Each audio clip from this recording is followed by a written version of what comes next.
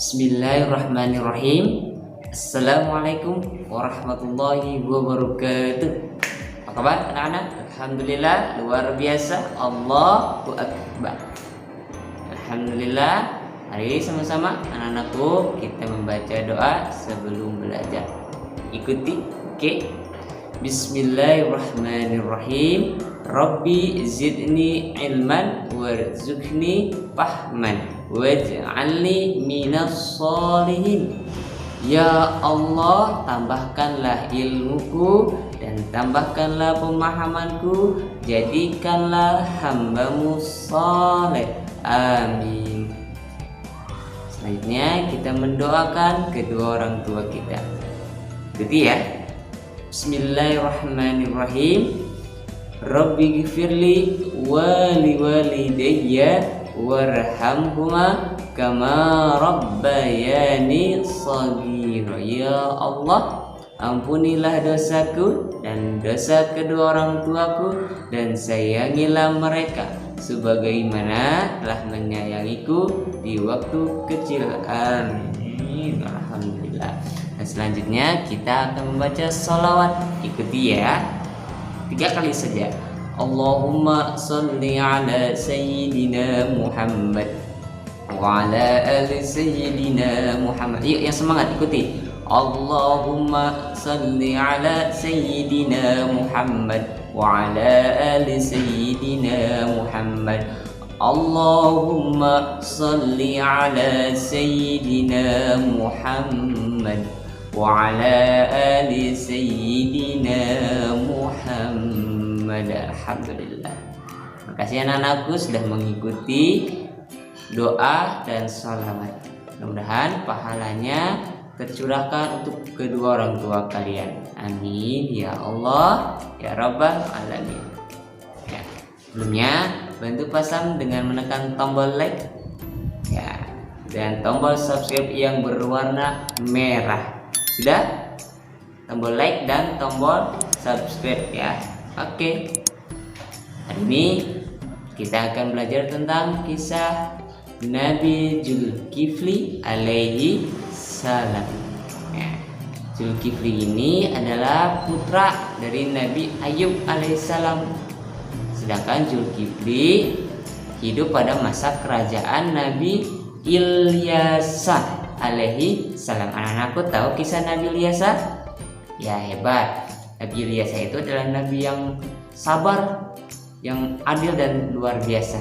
Nah, suatu ketika Nabi Ilyasa karena memang sudah usianya yang sudah cukup tua, di atas 60-70 ya, sudah tua lah ya. Dia merasa tidak sanggup lagi memimpin kerajaan. Akhirnya dia meminta warganya, siapa yang sanggup untuk menjadi raja, ada persyaratannya. Untuk lebih lebarnya lagi, Pak Sam sudah siapkan video tentang kisah Nabi Zulkifli alaihissalam. Anak-anakku simak baik-baik, oke? Ya, setelah kalian simak, yang baiknya kalian terapkan seperti biasa yang Pak Sam sampaikan, diterapkan dalam kehidupan sehari-hari yang baik-baiknya. Oke? Siap, selamat menyaksikan Kisah Nabi Zulkifli alaihi salam. Kesabaran Nabi Ayub menurun pada salah satu anak laki-lakinya, yaitu Bishr. Bishr bin Ayub adalah lelaki yang istimewa. Ia sangat bertakwa kepada Allah dan keimanannya sangat sempurna. Suatu ketika, raja yang memerintah kaumnya telah berusia lanjut dan berniat menyerahkan tahtanya. Sang raja mengumumkan kepada rakyatnya, bagi siapa saja yang sanggup menerima 3 syarat, maka dialah yang akan menjadi raja selanjutnya. Dan ternyata hanya Bishr saja yang berani menerima syarat tersebut.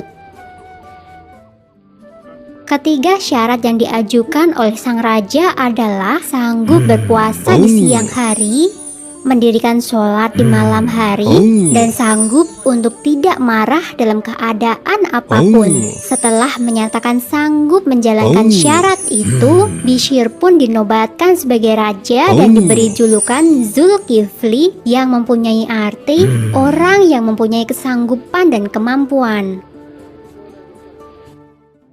Zulkifli selalu berpuasa di siang hari, mengerjakan sholat di malam hari, dan tidak pernah marah sama sekali. Keteguhan iman Zulkifli membuat iblis tidak senang. Iblis mencari cara agar ia bisa membuat Zulkifli marah. Seusai zuhur, iblis menyamar menjadi seorang kakek dan menemui Zulkifli. Ia mengadu jika selama ini ia telah dianiaya oleh kaumnya. Raja Zulkifli pun meminta sang kakek untuk datang ke persidangan pada esok harinya. Keesokan paginya, Raja Zulkifli menunggu sang kakek di majelis persidangan. Sang raja berniat menyelesaikan permasalahan yang dihadapi sang kakek. Namun, hingga waktu zuhur tiba, sang kakek tidak kunjung datang. Raja Zulkifli pun meninggalkan persidangan untuk beribadah dan beristirahat. Rupanya, sang iblis memang sengaja tidak datang di persidangan itu untuk menguji kesabaran Raja Zulkifli dan membuatnya marah. Saat Raja Zulkifli hendak istirahat, kakek jelmaan iblis itu muncul kembali. Kakek itu kembali mengadukan nasibnya sambil menangis. Raja kemudian meminta kakek itu pulang dan datang ke persidangan esok hari. Setelah kakek itu keluar dari kamar, Raja Zulkifli pun beristirahat. Ia memerintahkan kepada pengawal untuk mencegah siapa saja yang berniat mengganggunya. Usaha iblis untuk membuat Raja Zulkifli marah ternyata gagal. Setelah diusir oleh pengawal, ia pun kembali menyusup ke dalam istana. Para pengawal merasa heran karena kakek itu bisa menyelinap masuk. Mereka pun sadar jika kakek tua itu bukanlah manusia biasa. Setelah itu, mereka memperketat penjagaan di depan pintu kamar sang raja.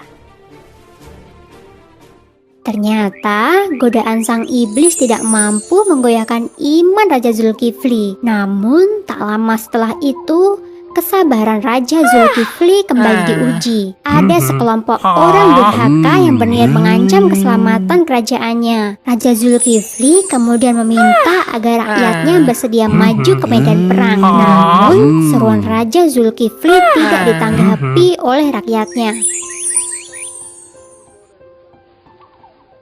Rupanya seluruh rakyatnya takut mati sehingga mereka tidak mau pergi berperang. Jika sang raja bisa menjamin bahwa mereka tidak akan mati saat berperang, barulah mereka mau maju ke medan perang bersama sang raja. Saat itu, sang raja berdoa kepada Allah. Ia meminta perlindungan dan keselamatan bagi semua rakyatnya. Doa Raja Zulkifli dikabulkan. Mereka berhasil memenangkan peperangan tanpa ada satupun rakyat yang mati di medan perang. Setelah itu, Raja Zulkifli memerintah dengan adil dan bijaksana. Hingga wafatnya, Raja Zulkifli tetap memegang teguh janjinya untuk selalu berpuasa di siang hari, sholat di malam hari, dan tidak pernah marah. Zulkifli alaihissalam dikenal sebagai orang yang sangat sabar, sehingga Allah pun memujinya dalam surat Al-Anbiya ayat 85.